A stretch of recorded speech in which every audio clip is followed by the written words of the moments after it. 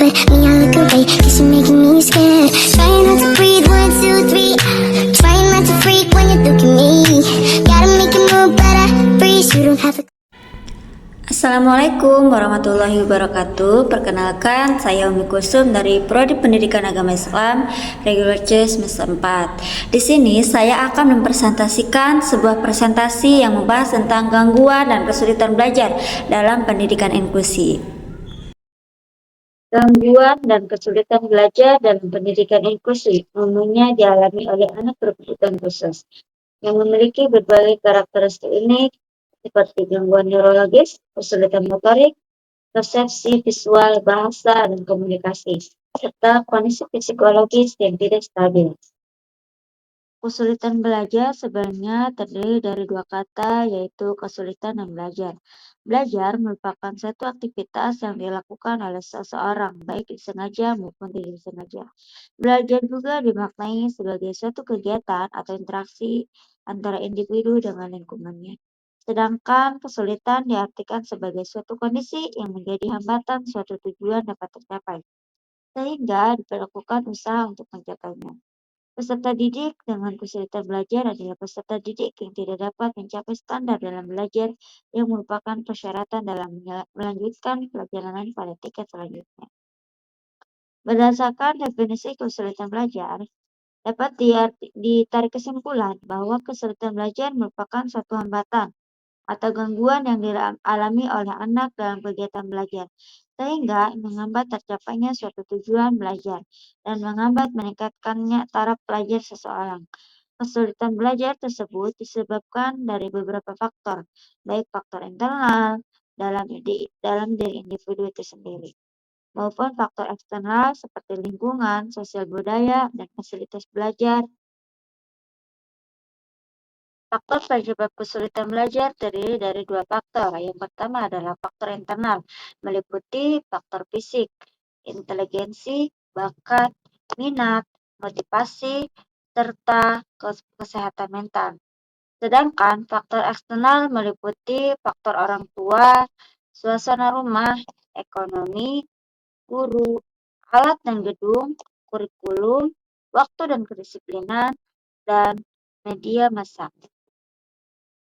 Bentuk spesifik kesulitan belajar yaitu ada dua. Pertama, kesulitan belajar perkembangan atau akademik, meliputi pertama adalah gangguan perkembangan motorik atau gerak, meliputi gangguan motorik kasar, motorik halus, penghayatan tubuh, pemahaman keruangan, dan laterasi. Kedua adalah gangguan perkembangan sensorik atau penginderaan, meliputi gangguan penglihatan, pendengaran, peragaan, penciuman, dan pengecap. Yang ketiga, gangguan perkembangan perseptual atau pemahaman, meliputi gangguan persepsi auditoris atau kesulitan memahami objek yang didengar. Gangguan persepsi visual, kesulitan memahami objek yang dilihat. Gangguan persepsi visual motorik atau kesulitan memahami objek yang bergerak atau digerakkan. Yang keempat adalah gangguan ingatan jangka panjang dan jangka pendek, gangguan pemahaman konsep ruang. Yang terakhir adalah gangguan perkembangan perilaku, gangguan pengendalian diri sendiri pada anak, meliputi ADD, Attention Deficit Disorder atau gangguan perhatian, dan ADHD, meliputi Attention Hyperactive Disorder atau gangguan perhatian yang disertai hiperaktif. Yang kedua adalah kesulitan belajar akademik. Kesulitan belajar akademik meliputi disleksia atau kesulitan membaca, merupakan kesulitan untuk memenai simbol, huruf, dan angka melalui persepsi auditoris dan visual. Yang kedua adalah disgrafia atau kesulitan menulis, merupakan kesulitan pada proses menggambar simbol-simbol bunyi menjadi simbol huruf atau angka. Kesulitan menulis timbul melalui beberapa tahap, yaitu mengeja, menulis permulaan, dan menulis lanjutan. Yang ketiga adalah diskalkulia atau kesulitan berhitung, merupakan kesulitan dalam menggunakan simbol untuk berpikir yang berkaitan dengan jumlah atau kuantitas. Tahapan kesulitan berhitung meliputi kesulitan dasar berhitung terdiri dari mengelompokkan, membandingkan, mengurutkan, menyimbolkan, dan mengkonservasikan. Kemampuan dalam menentukan nilai tempat, kemampuan dalam melakukan operasi penjumlahan dengan atau tanpa teknik penyimpanan, pengurangan dengan atau tanpa teknik meminjam. Kemampuan memahami konsep perkalian dan pembagian, kemampuan menjumlah dan mengurangi bilangan bulat.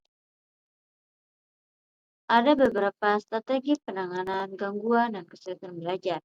Yang pertama adalah evaluasi komprehensif. Yang kedua, pendekatan individual. Yang ketiga, kolaborasi antara guru, orang tua, dan ahli.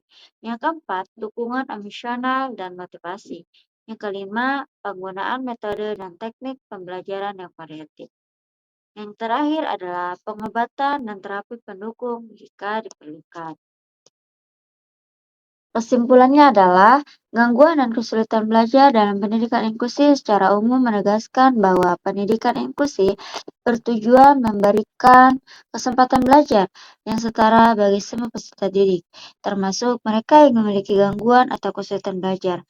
Namun, pelaksanaan pendidikan inklusi menghadapi berbagai tantangan, seperti keterbatasan sumber daya, kompetensi guru, sistem kurikulum yang belum sepenuhnya fleksibel, serta faktor sosial seperti stigma masyarakat. Kesulitan belajar yang dialami peserta didik berkebutuhan khusus disebabkan oleh faktor psikologis, fisik, dan neurologis yang memerlukan pendekatan individual dan intervensi dini.